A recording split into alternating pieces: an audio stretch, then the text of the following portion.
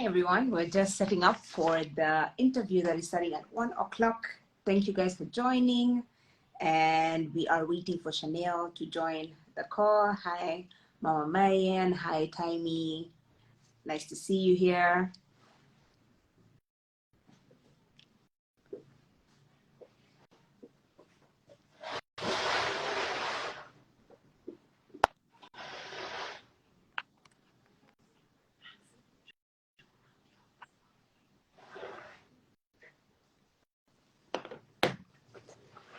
Cool.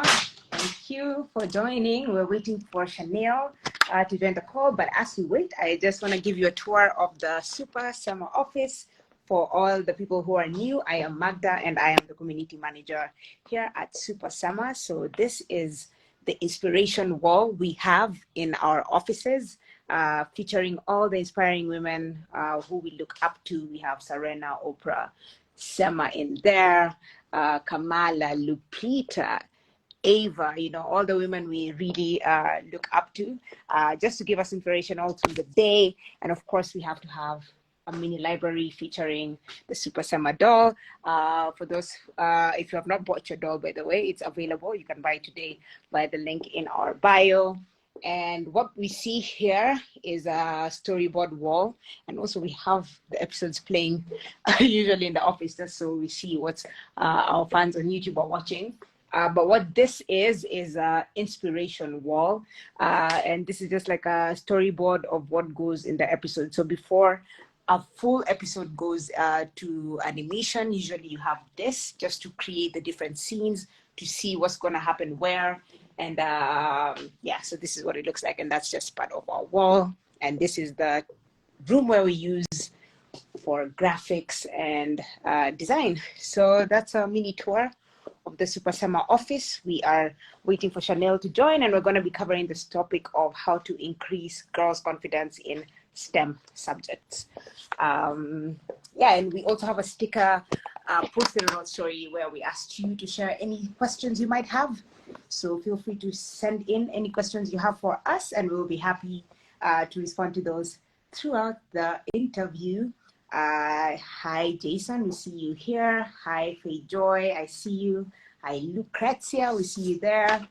And yeah, just waiting for Chaneil to join us, and we are covering the topic how to increase girls' confidence in STEM subjects, which is a question we get a lot from parents. A lot of parents are always curious, how do I help my daughter, my kids, my students increase their confidence in STEM? And so it's an exciting topic for us to cover, because I know a lot of parents struggle with this question. So we're just happy to demystify probably any myths you may have. And Chaneil is a scientist, so she'll be talking a bit about her experience and how through her organization, AstroNoir, they are creating a platform for families and communities to learn about STEM, science, technology, engineering, arts, and math. Yes, so let me just check on where Chaneil is, and we will be here. Okay, she just responded. Let me just send her.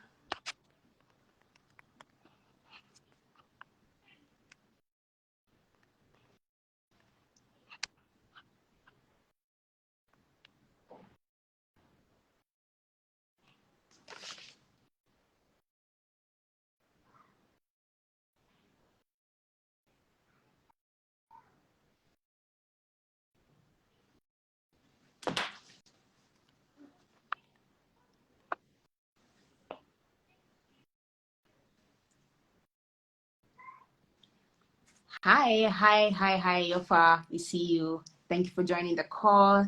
Lucrezia is here, and there we have Chaneil. Hi. Hi. How are you? I'm good. How are you? Good. Thank you for joining. We're excited for this. We have a few people over here already sending in some questions. Yofa, thank you for joining. Thank you for everyone who's joining. As I said before, we are covering the topic of how to increase girls' confidence in STEM. And Chaneil is going to be sort of responding to us and giving us her responses to the experience. I think what we would love to start off with is sort of getting a background about you, Chaneil. And we love to sort of do a reflection on where you are now. So one of the questions I'm going to start with is, what is something you would tell 5-year-old Chaneil, who, based on where you are now, what is something you would tell yourself when you were 5? So I was a very curious kid. I like to get a lot of answers for things that often were unanswerable. So what I would like to tell my child self is that you can't really find all the answers, and that basically, even though I have gone on to study a lot and varied subjects, so earth sciences and astrophysics, and especially with the study of exoplanets, which are planets that are outside of our solar system, and basically trying to see if there's planets like Earth, and also studying planets, like literally studying Earth as Earth sciences. Wow. By being varied in everything, I very much know now that you can't know everything, and that you can be curious, and the curiosity really does lead to some cool learning experiences, basically. So what I would tell my 5-year-old self is that you can't know everything, but the learning experiences are the best part of trying to acquire knowledge. I like that. I think curiosity is one of the things we hear around STEAM a lot, and one of the skills we know that are going to be crucial for the future, at least for kids, to help them stay active. And that's I love that reflection. And just going to say hi to the people who are joining. Hi, Emma. Hi, Keji. Thank you for joining the live. We are talking about how to increase girls' confidence in STEM. And Chaneil just introduced herself, and I'm now curious if you can just give us an introduction of who you are as Chaneil in your own words in 30 seconds. Who is Chaneil? So, I am an earth scientist turned astrophysicist who has worked with the likes of NASA, ESA, CERN, Physics World magazine, and has also started her own company in science communication, making sure that STEAM, or science, technology, engineering, the arts, and mathematics, is quite long, is accessible for everyone. Beautiful, beautiful. Did I do 30 seconds? I feel like I did a bit over. It's a bit over, but it's fine. We can forgive. This is the first time we are both doing this. And I know we've talked about curiosity from the introduction you did on yourself. And I'm just curious if there are any skills you feel you've acquired working in STEM. Specifically, curiosity is something you said you would tell your 5-year-old self, but are there skills you feel where you are now you've acquired as in STEM? Yeah, so I'm going to merge 2 words. So I'm going to give you 3, but I'm kind of going to give you 4. So adaptability and organization, I think, come together, because to be organized, you have to be able to rearrange your time sometimes. So organization, adaptability, yeah, as one. And then research has been a major part of my studies and just general life as well, because you have to be able to research even when you're looking for jobs, and even when you're going to a supermarket, it's good to research what you're doing. So research is a major skill that I'm so grateful that I've been able to acquire. And then also analytical skills, because yes, I've done very maths and physics heavy subjects, and it's just something that I've naturally had to learn. You kind of especially when coding. Especially when coding. I would imagine, and that's interesting. And those are skills that I believe we keep telling parents or kids to kind of start acquiring. But it's also interesting that people have different skills that they would talk about.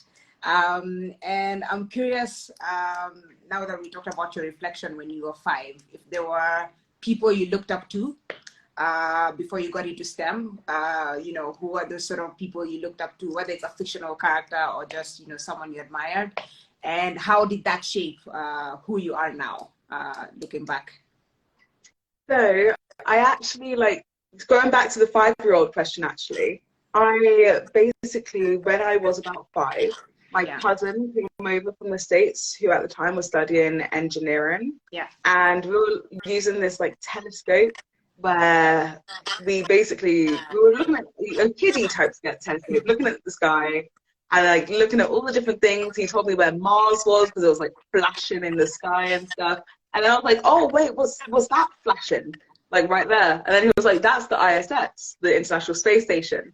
And then I was like, wait, what's that? And then he explained how there's people living and working on the International Space Station. And I was like, what? Like, I could do that? Can that happen? Yeah. So, like, he basically ended up, like, inspiring me for my entire career because of, like, this one conversation and also the fact that he was just the most enthusiastic person ever. So, like, when we went to the Science Museum in London, because he was from the States, he ended up, like, explaining everything, like, going around with us, and then just talking like very enthusiastically. That there ended up being a crowd like around him. Like people thought that he was like a tour guide.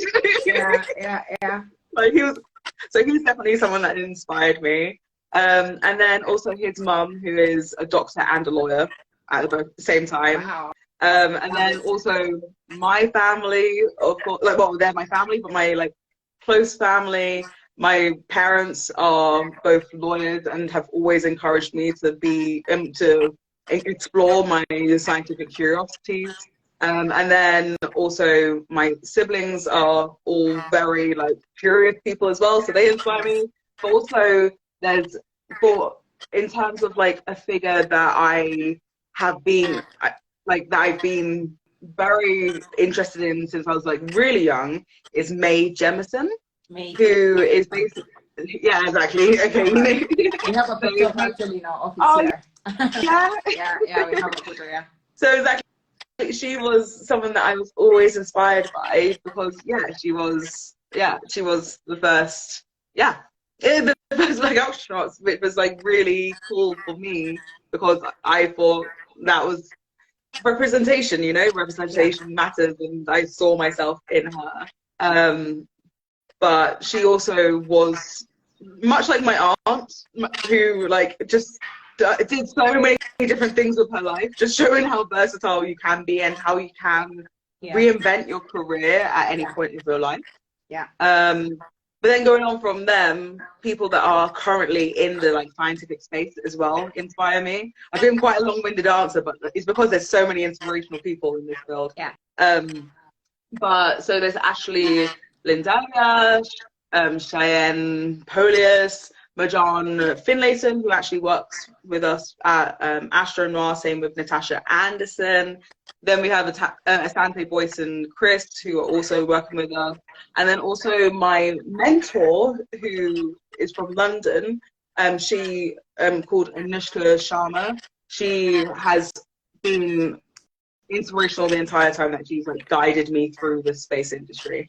So yes, all of those wonderful people and so many more that like I haven't told you about that like very inspirational people. Seems that role models have really shaped who you are, and you really have a multitude of them who are supporting you. And I also just want to shout out your mom, Oasis, and all the other people who joined, sending in messages.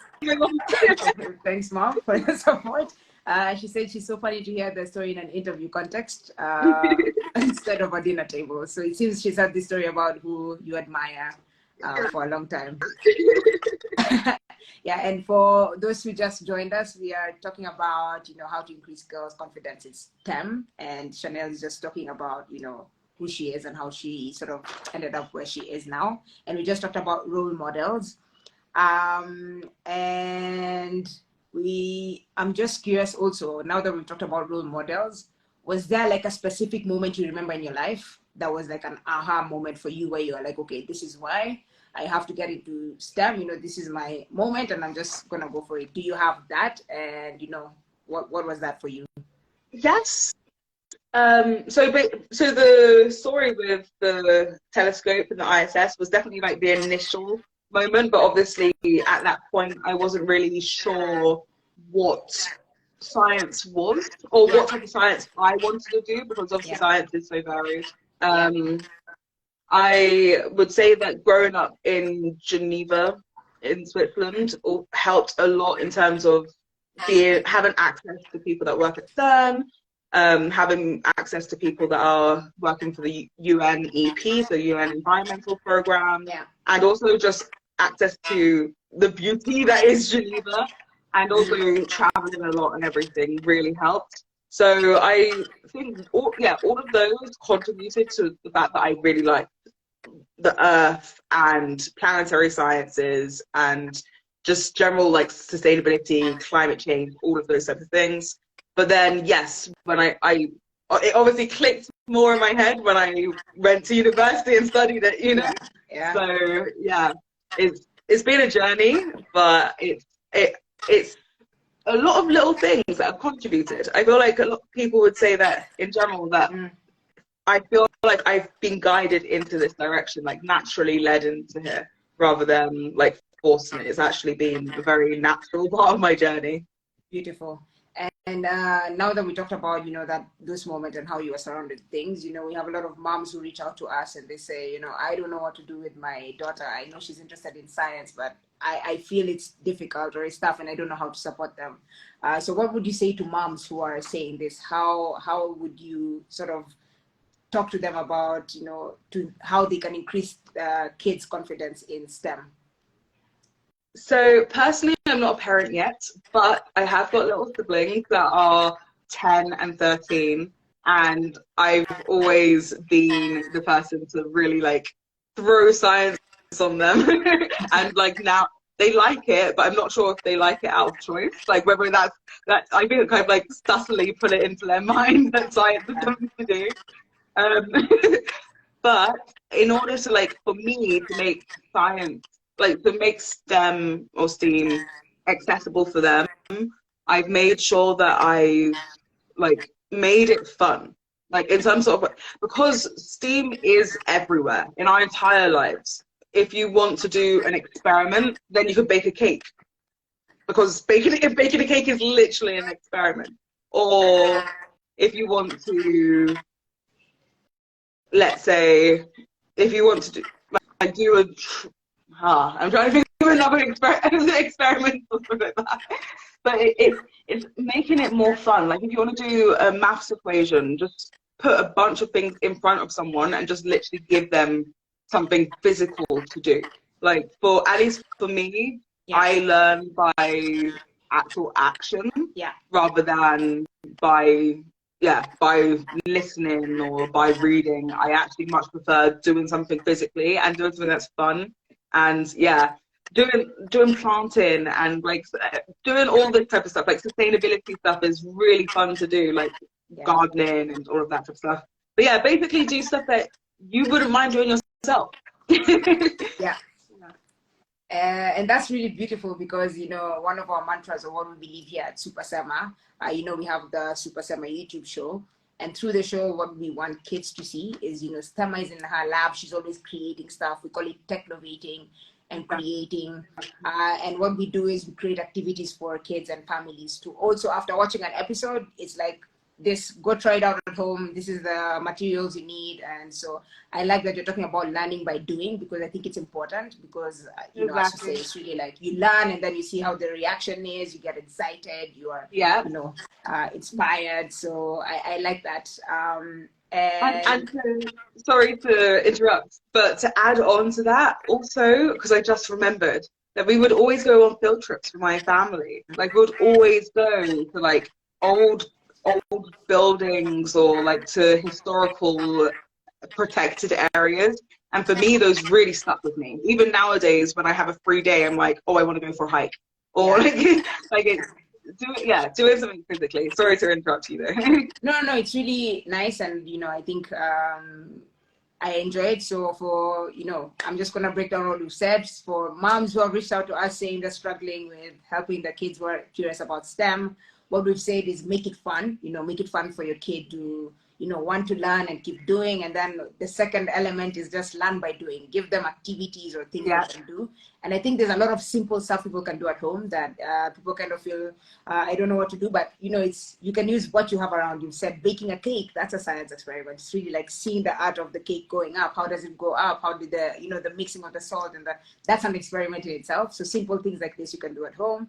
And the third thing, we've also said, like, go on field trips, like just go explore the world and what's around you.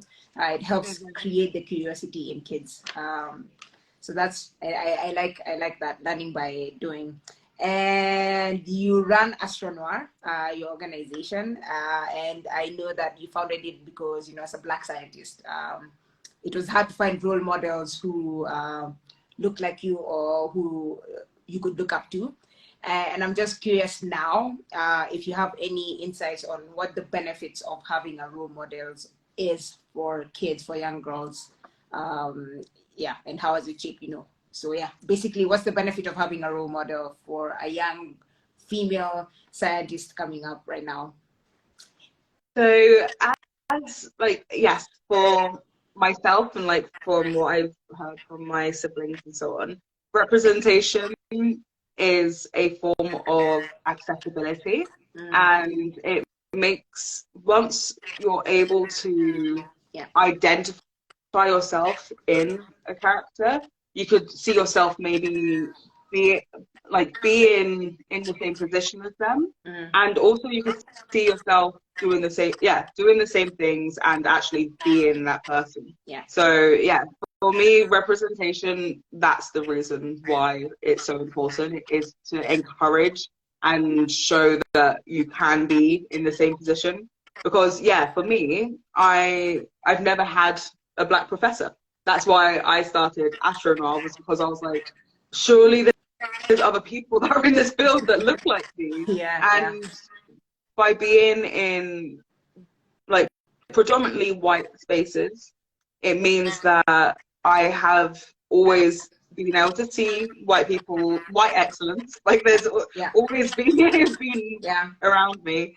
And so although I knew that I could achieve these things because I'm someone that's a hard worker and stuff, it still was like difficult to actually see myself as, say, a professor or something like that, because for one,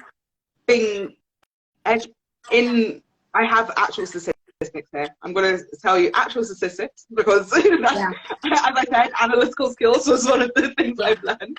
So in the UK, only 1.8% of STEM academic staff are Black in the UK. So that's only 1.8%. Whilst this number is 6.2 for UK Black students. So it goes from 6.2 and drops to 1.8, which for me doesn't really make sense, especially when STEM are one of those subjects where a lot of the time when you want to work in the field, you have to get a PhD. So it's a bit strange that that number goes down. So it's like, why are people not being retained? And I think personally, I was never retained in the PhD type system because I didn't see it wasn't a space that was made for me. It was a space that was made for other people in mind, and then I managed to get in there and go through that system. But it wasn't a system that was made with people like me in mind. And I have been to the UN for the first forum of people of African descent. And what they said there is that either we subscribe to these white institutions, which are so profound and do have an actual path set for people, like, you know what the system is. Like we all know what the like academic system is, at least in the Western world. And either we subscribe to that or we make our own space. And by making our own space, we get to show representation and show who we are in this type of space. And the only difference between them is that, unfortunately, when you make your own space, they're historically underfunded. So that's the only difference really between like both. And representation, like for me, I've made my own space to be representative of people like me. But universities and other organizations, unfortunately, it's just, I don't know, there's a retaining problem that is happening. So yes, that was a lot of information. No, it's okay. I think sometimes yeah. also responding questions is kind of a reflection moment. So it's like you're having that reflection of, why am I doing? And yes, thank Yeah, you why everyone am I who's doing this? joining. And Nace Curve says representation matters. Yes, we agree with this, and we are always advocates for representation, which is why Sema came up. It's about representation. We want kids to see that a kid who looks like them is on screen. It's a Black girl. She doesn't have superhero skills that we know is like she uses science, technology, engineering, arts, and math. Real skills that kids can use to actually change the world. So I really love that response. And now that I brought Sema up, I'm curious if you are Sema, because she's always creating stuff. Is there anything specific you would like technovate, as we say, or create that you feel is missing? Well, seeing as she is someone that is in in an African village and everything, I am very into like solar energy. So that would be a really cool thing for Super Sema to be involved in. Like using her superpowers to maybe generate some sort of energy for the whole village or something. Like that would be cool. But yeah, Super Sema could do so many things. She is STEM. Like so basically anything with like essentially magic and also magic and also like STEM. Beautiful. So, but I definitely like the idea of harnessing her own energy. I feel like she would save the world doing that. So yeah. Actually, in season 1, we have an episode where she technovates an innovation where she creates light through recycled garbage. So, there's an actual science behind through garbage. You can store the energy. Hi, Yuran, we see you there. But yeah, I love that you talked about solar power. It's a beautiful thing, I think, for sure. I'm curious what that technovation could look like because I would be excited for that. But yeah. And still stuck on Sema because we're now talking about her. Someone sent in this question. What do you like most about Sema, and why do you think she's an important character for kids? I think that Super Sema is important not only for representation, but for for representation, but more than just that. The fact that she's fun, because scientists like I feel like how scientists have been represented until now has been very boring. Let's just say how it is. Kind of boring, and not all scientists are boring. Like some scientists are fun. Scientists, in fact, most scientists are fun. Like most of the scientists that I know go rock climbing every weekend, and like scientists are really fun people. Like they have to be fun because they have to be creative, and hence why I say STEAM is important, not just the science, technology, engineering, and math. The arts itself is also important because in order to be innovative, in order to be analytical, you have to be able to train your mind to use different types of methods to find some sort of answer to a problem. And that's what I like about Super Sema is like she is innovative, she is creative, she is all of these different things that real scientists are. So yeah, that's what I like about her. I love it. I love that response. Really nice. Really, really cool. And what's a shout out to parents or any parent who's listening today and they have a little girl at home? What's your sort of message to them? Well, yes, again, I keep on using this word, but have fun about it. Like really make things fun. And yes, so do field trips, bake cakes, but make sure that whilst you're doing those things, try and feed the information to the kids whilst you're discussing stuff. And if you can't, and it's like a bit more difficult and you're trying to think of like how to do that, I'm going to do a shameless plug. We do, as AstroNoir, have information coming out for kids, already have information out for kids. We also do an event and we're planning on doing field trips like throughout the world. So like it depends on where the audience wants it to happen, but we will be doing field trips. And yes, basically try and find a way of making science fun and use those type of resources there are some fantastic resources out there. So like Super Sema, like say BBC Bite Size, like PBS Kids, like use different types of resources to try and make things fun, but mostly because obviously the internet is great, but get out there, like actually go into the science, go to science museums. I loved science museums as kids, but yes, also try and follow us on like all the social medias and also our email, like Shane's everything. So yeah, sign up to all the resources and also get out there, basically. Love it. The message is get out there with your kids, explore, learn, do at home. You know, there's using what you have around you, create and technovate, like we like to say in the show. And thank you for everyone who's joining or has joined or is joining us. We were talking about how to increase girls' confidence in STEAM with Chaneil, who runs AstroNoir. And we're kind of getting towards the end of the interview. And if you have any questions around this specific topic, feel free to type them in here. And what we've gone through is sort of the role models, what people need to be doing at home, importance of room representation, why it matters for young girls in STEM. And yeah, we always say, or as Sema says in the show, it's let's technovate. So I wonder if you could do for us a let's technovate. Oh, let's technovate. Let's technovate. Let's technovate. Let's technovate. Let's go out there. Wait, someone has just reached out. Yuran is saying about girls, they need to catch themselves like good in the world.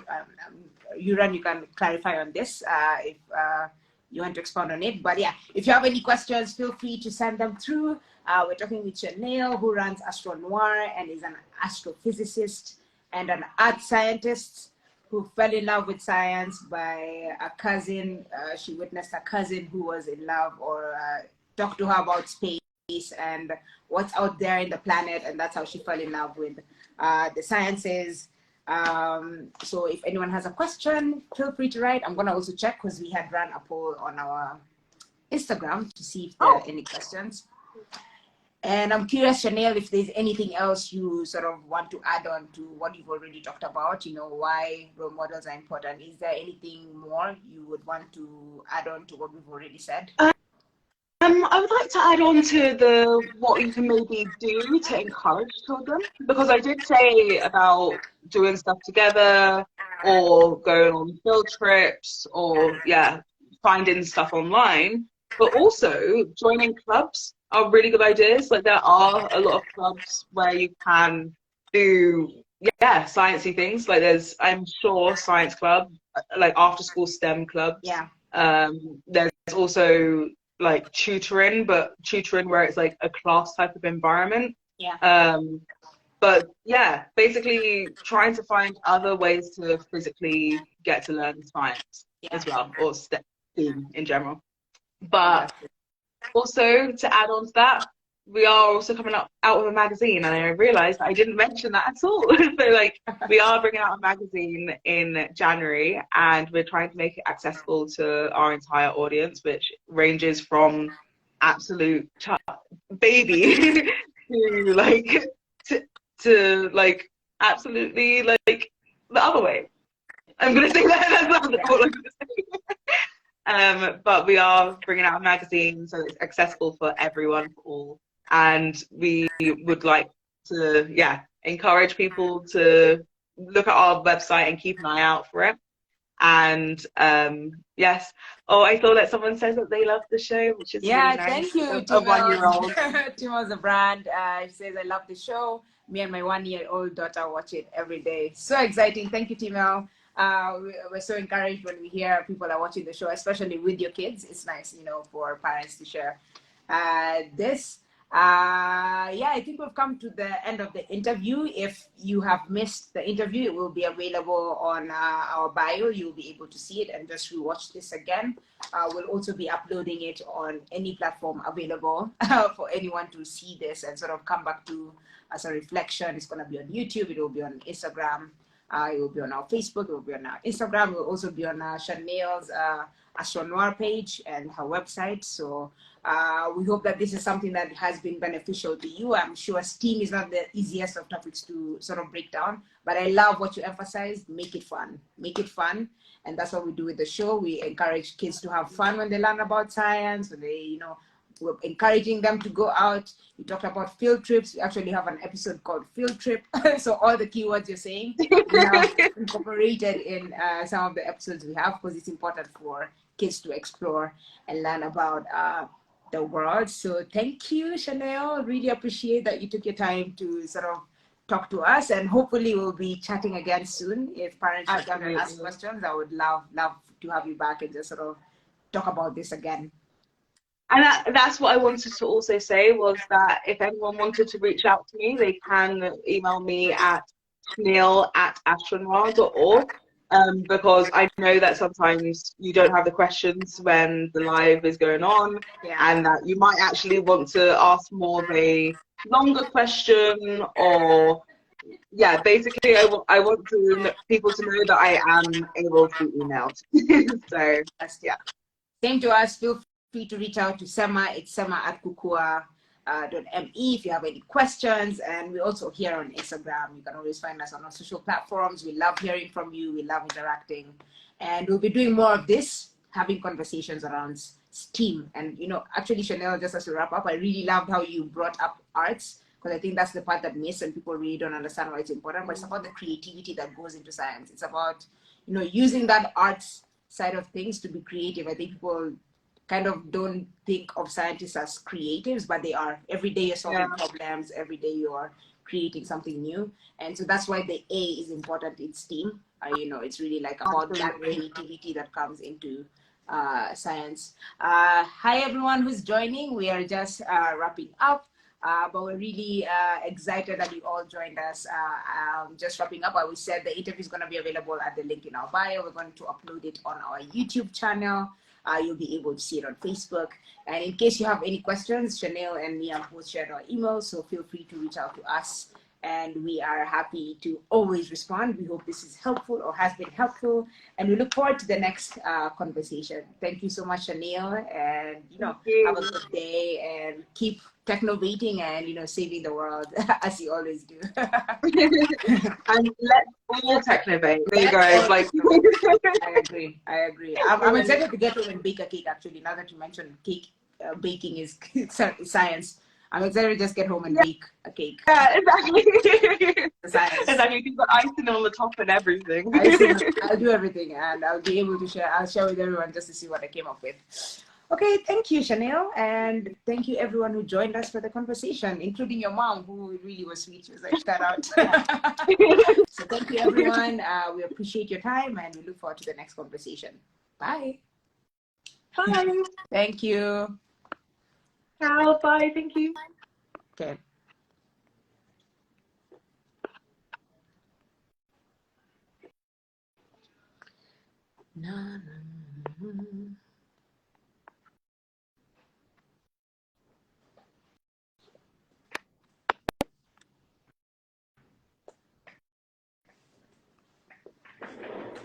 You go end.